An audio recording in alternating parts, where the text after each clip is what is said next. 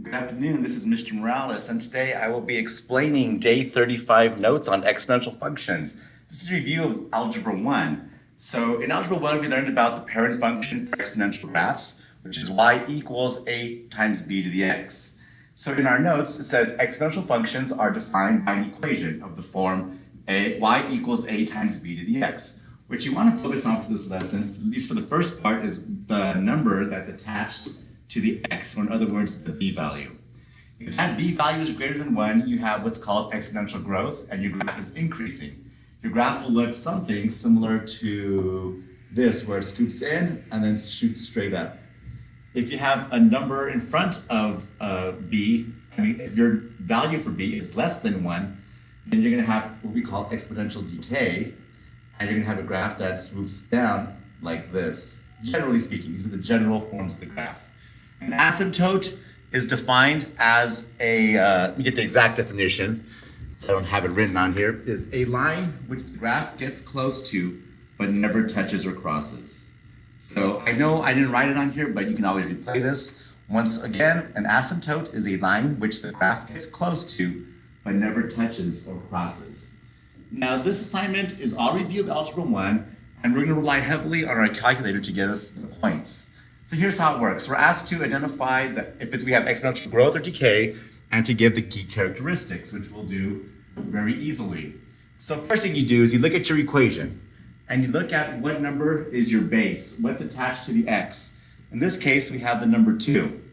2 is greater than 1. That means I'm going to have exponential growth. Now I need to make a table of values. So I put 2 to the x power in my calculator, and I know 2 to the 0 power, or anything to the 0 power, is always 1. So this is my central point. I'll pick the 2 points that come before it, -1, -2, and the 2 points that come after. Now I'll go ahead and, using the table function in my calculator, I'll go ahead and graph these points. -2, 1/4, -1, 1/2, 0, 1, 1, 2, and then 2, 4. So our graph, if you look at the table on your calculator, it really does come in and then shoots up like this. Now this graph has arrow tips, and it keeps expanding left and right infinitely, so we have a domain of all real numbers. The range, however, is a little different. The range gets really close to the 0 right here on the y-axis, so it gets infinitely close to 0 but never touches it. And we can see that really quick if we look at the calculators and we graph it. 2 to the x power, I'll graph it. There's a graph. If I do control table and start going in the negative direction, I see that all my numbers start converging to 0, and they get smaller and smaller and smaller with more decimals in front of them, as we're seeing in that yellow box. So the range tells me what's the smallest it gets closest to, and then judging by this arrow tip up here, it goes infinitely up. Now, most of the times, most answer choices on tests won't have the infinity. They'll say y is any number greater than 0, which this graph is. It's everything above the 0 line. It goes up forever. It never passes the 0 line here. That's an asymptote. So y equals 0. That line, none of my graph ever touches or goes below it for this example. My y-intercept is really easy. It's this point right here. It is 0, 1. Whenever you plug in a 0 for x, the answer you get is your y-intercept. So we'll try this again. For example number 2, I have the number 1/4 attached to x. 1/4 is less than 1. That means I'm going to have decay. My domain is always the same, all real numbers. If I put 1/4 to the x power in my calculator, I get these points here. I get a y-intercept at 0, 1. At -1, I'm up 4. At -2, I'm up 16, so that's off the grid here. Let's throw it up there. And then at 1, I have 1/4. Just like right there. 2 is even closer. So my graph actually shoots down really fast and then gets infinitely close to the x-axis here. So my range for this one, just like above, gets infinitely close to 0 without ever touching, and came from the top infinitely up. So my range is the same as above. Y is greater than everything. Y is greater than 0. Any number greater than 0. There we go. My y-intercept is this point right here, and that is still at 0, 1. And my asymptote My asymptote is the line that my graph gets really close to but never touches. That's going to be at the y equals 0 line. If you know your range, you automatically know your asymptote because they're the same number. Only your range has the less than sign, and your asymptote has an equal because it's an equation. Let's go on to the next side. Number 3. Now we have a bit of a change here. 3 to the x minus 1. Now, the number attached to the x, let me lock that down, is a 3. 3 is greater than 1, so I'm going to have growth. So I expect some kind of graph that shoots up like that. Minus 1, however, changes things a bit. So I'm going to plug in a 0. 3 to the 0 power is 1. Anything to the 0 power is always 1. 1 minus 1 is 0. So when I plugged in a 0, I get 0. So look, my y-intercept already moved down. It was always on the last two examples right here at 1. Now it's at 0. I'm going to go ahead and graph the other points I got from my table. Negative 1, I go down negative 0.6. Negative 2, I'm at 0.8 right there. Negative 0.8. At 1, I'm at 2. And at 2, I'm at 1, 2, 3, 4, 5, 6, 7, 8. So my graph comes in really close to that negative 1 and then shoots up like that. So my prediction was correct about it being growth. My domain's always all real numbers because this graph goes forever left and right by the arrow tips giving that away. My range now has changed. My range is lowest to greatest. The lowest my graph seems to get on the y-axis is down to negative 1. However, it still shoots up to infinity. So really my range is y is all numbers greater than negative 1. My y-intercept is at the origin in this case at 0, 0. And my asymptote is related to this piece right here, y equal to negative 1. That's the boundary line that my orange graph here on the example that I did never crosses.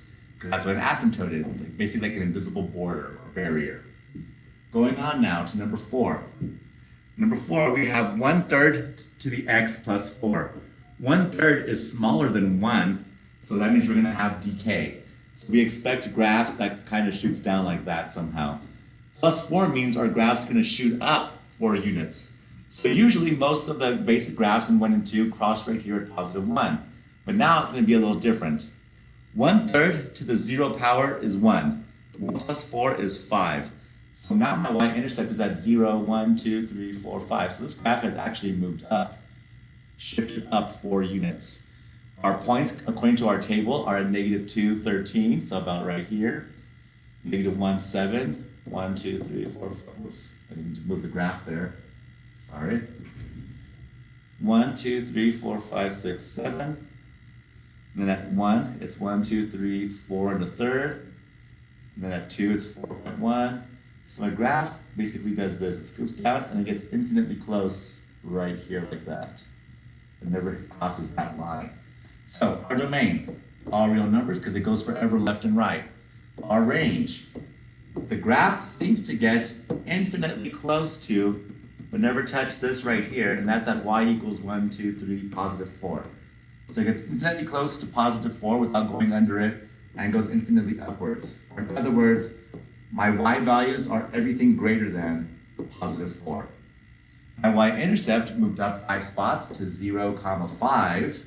Because remember, it was at 1 before, but if you add 4 more spots with the translation, it goes up to 5. My y-asymptote is related to my range. Y is equal to 4. That line that I drew here in green is my invisible border that my blue line never crosses, my asymptote. Number 5 now, 1/4 times 2 to the x. We learned this year a couple of things. First of all, whenever you multiply a parent function by a fraction, that tends to make our graph more stretched out or horizontally stretched, wider. And this 2x means I'm going to have growth. So I would expect like a really lazy growing graph like that to be my result. Let's go ahead and see what we get. I already have the table here, so I'll set up my points at negative 2. I'm at 0.625. That's actually like right up here, about the halfway. Actually, no, it's down here again. Still low, whatever. Negative 1 is 0.125, still low. 0 is barely at 1/4, barely right there. 1 is barely at a half, and 2 is at 1. So this graph comes in extremely low and barely moves up. So my prediction was correct. We have a horizontal or sideways, side to side pulling or stretching, making it wider. So we do have growth because 2 is greater than 1. Remember, add 2 to the x and look at the number attached to x. If that's greater than 1, then you have growth. My domain is always all real numbers. My range now, let's look at that. So my range gets infinitely close to 0 when it never touches, and then goes infinitely up. So basically, y is anything bigger than 0, but not anything equal to or less than. We change that color. The y-intercept, when I plugged in the 0, point to my table, I get 1/4 or 0.25. And my asymptote is always related to my range. It's going to be the y equals 0 line. And then finally, our last example is number 6. Here we have 3 descriptions I can use to describe my graph. First of all, number attached to x, my base, is 1/2. That's smaller than 1, so I'm going to have decay. Now 5 means that it's going to be vertically stretched, so it's going to be made skinnier. And the -3 means it moves down 3 squares. So my graph should kind of shoot up and then shoot up really, really fast, maybe even faster than that I have there, and cross somewhere below 0. So let's go ahead and check it out. So I have my first point at 0, 2, which has the remaining points from the last graph. -1, 7, 1, 2, 3, 4, 5, 6, 7. Shoots up pretty fast. -2, 17 is really way off the graph, like way up here. Then I have 1 and -0.5. Then I have 2 and -1.75. So it's going to go something like this, I think. Let me double check. 5 1/2 x minus 3. So clean this out. And I have 5 parentheses 1/2 or 0.5 to the x minus 3. Now I hit the graph. To see my points a little better, I'll do Control T. And then you go down. Everything gets really close to -3. So then that's my asymptote. So everything gets really close right here to -3, which is exactly the number I have there. So my domain is everything from left to right, all real numbers. My range is going to be everything above -3 to infinity, or in other words, y is greater than -3. My y-intercept is at 0, 2. And then since I know my range, my asymptote is at y equals -3.